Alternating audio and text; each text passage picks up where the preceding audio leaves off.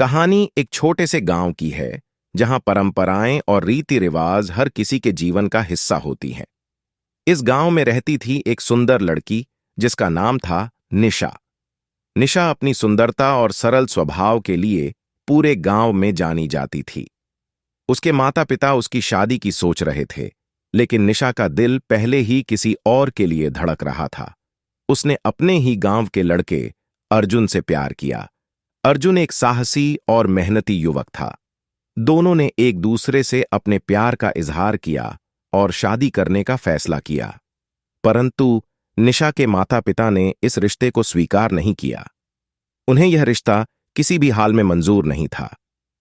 निशा ने अपने माता पिता को समझाने की बहुत कोशिश की, लेकिन वे नहीं माने। उन्होंने निशा पर दबाव डाला कि वह अर्जुन से दूर रहे। निशा अपने प्यार के आगे किसी भी धमकी या दबाव के सामने झुकने को तैयार नहीं थी।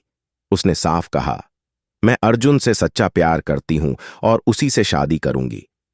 गुस्से और अपमान से भरे निशा के माता पिता ने भयानक कदम उठाने का निर्णय लिया। एक रात जब निशा सो रही थी, उन्होंने उसे मार डाला। निशा की आत्मा को चैन नहीं मिला। उसने दूसरे जन्म में इच्छाधारी नागिन का रूप धारण किया। निशा अब एक शक्तिशाली नागिन बन चुकी थी और अपने प्यार अर्जुन से मिलना चाहती थी। उसने अपने रूप को छिपाकर अर्जुन को ढूंढना शुरू किया, परंतु अर्जुन उसे कहीं नहीं मिला। गांव के लोगों से पता चला कि अर्जुन मर चुका है। अब निशा के जीने की चाह भी खत्म हो गई। वह जोर जोर से चिल्लाने लगी। निशा के जीने का अब कोई मतलब नहीं था। अब निशा जीना नहीं चाहती थी, जिसके लिए उसने दूसरा जन्म लिया। जब वो ही नहीं तो जीकर क्या करे। यही सोचती हुई निशा एक नदी के किनारे पर गई। वह नदी में कूदकर अपनी जान देने ही वाली थी कि पीछे से आवाज आई, रुक जाओ, क्या कर रही हो। निशा ने पीछे मुड़कर देखा। एक साधु खड़े थे। साधु ने कहा, आत्महत्या करना पाप है, कौन हो तुम। जब साधु पास आए तो निशा ने पहचान लिया। निशा ने कहा, तुम जिंदा हो। अर्जुन में निशा हूं, तुम्हारी निशा। और दोनों ने एक दूसरे को देखकर अपनी आंखों में खुशी के आंसू भर लिए। निशा ने अर्जुन को अपने रूप और अपने पिछले जन्म के बारे में बताया। अर्जुन ने उसे गले लगा लिया और दोनों ने अपने प्यार को फिर से जिंदा किया। निशा ने अर्जुन से पूछा, तुम इस भेष में।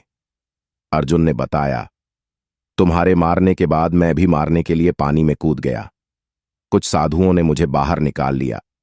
कई दिनों बाद मुझे होश आया। साधुओं ने मुझे कहा कि आत्महत्या करनी पाप है। उसके बाद मैं साधुओं के साथ रहना शुरू कर दिया और भगवान की उपासना करने लगा। ये इसी लौ परिणाम है जो आज तुम मुझे मिल गई। दोनों ने एक दूसरे को गले लगाया, लेकिन निशा की यात्रा यहां खत्म नहीं हुई। उसे अपने माता पिता के खिलाफ बदला भी लेना था। उसने अपनी शक्तियों का उपयोग करके अपने माता पिता को सजा देने का फैसला किया। उसने अपने नागिन रूप का प्रदर्शन किया और गांव के सभी लोगों को अपने माता पिता की क्रूरता के बारे में बताया। गांव के लोग निशा की कहानी सुनकर दंग रह गए। उन्होंने निशा के माता पिता को समाज से बाहर कर दिया और उन्हें उनके कर्मों की सजा दी। निशा और अर्जुन ने मिलकर अपने नए जीवन की शुरुआत की। उन्होंने अपने प्यार को एक नई दिशा दी और सभी बाधाओं को पार करते हुए एक दूसरे के साथ खुशी से जीवन बिताने लगे। निशा की यह कहानी हमें सिखाती है कि सच्चा प्यार कभी मरता नहीं और किसी भी परिस्थिति में अपने प्यार को पाने के लिए हमें हर मुश्किल का सामना करना चाहिए।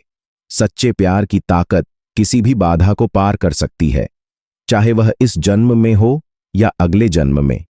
निशा और अर्जुन ने मिलकर अपने सपनों को साकार किया और जीवन की हर कठिनाई को अपने प्यार की शक्ति से मात दी। उनकी कहानी एक प्रेरणा स्रोत बन गई और लोगों ने उनसे सच्चे प्यार और समर्पण की महत्ता को समझा। समाज ने निशा और अर्जुन के प्रेम को स्वीकार किया और उनके साहस और धैर्य की सराहना की। वे दोनों एक मिसाल बन गए कि सच्चा प्यार किसी भी बाधा को पार कर सकता है। निशा की यह कहानी आज भी लोगों के दिलों में जिंदा है और सच्चे प्यार की ताकत का प्रतीक बनी हुई है।